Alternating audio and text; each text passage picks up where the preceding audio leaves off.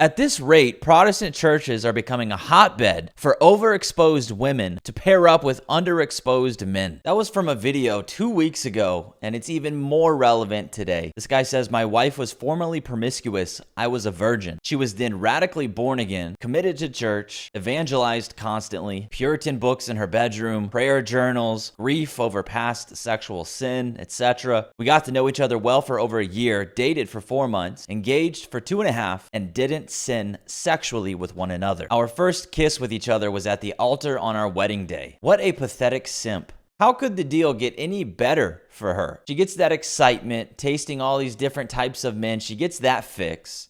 And then she still ends up with a traditional provider man who will take care of her. And these sorts of guys completely remove the deterrent for bad female behavior. We've been married for over 5 years now, and she's been the most wonderful and godly wife, mother to our 3 children, and homemaker you could imagine. She's more pure than most virgins, as biblical purity has less to do with past sins, though they certainly matter, and more to do with one's current posture of the heart and daily decisions to honor the Lord. And apparently his wife, who is purer than most virgins, was also a cam girl. Last year he replied to a post saying, "My wife was a cam girl among many other things before Christ."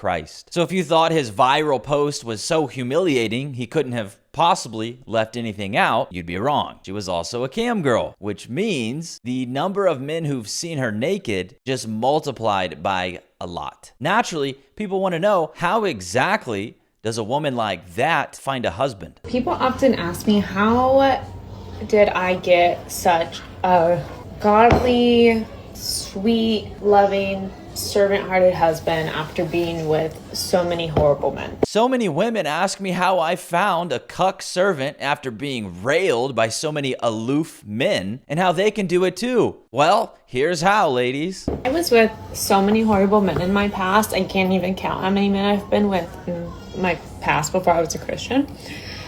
And they're all horrible to me. And of course that all changed once I became a Christian, because godly, Christ-like men are like Jesus. So many horrible men. So horrible, she had to have sex with them to get back at them. I don't even know how many men I've been with. I know, I'll go to church. I wanted a genuinely godly Christian man, and I found him at church.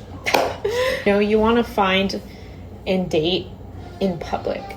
And you need to be willing to be humble and listen to your peers around you who can see other things in him that you might not. Sounds like she knew exactly what type of man she wanted and exactly where she could find him. A godly man. Because the word is, those guys will wife you up no matter what your past is. They'll even put you on a pedestal and be your servant. They'll even let you stay home no matter how many men have seen you naked. This is from her Instagram, "Me on a Monday morning because I chose a provider." Have the best comprehensive biomarkers of anybody on the planet.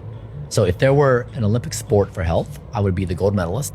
Here's him on a random Monday morning because he chose a cam girl. There was not one person that spoke against our relationship.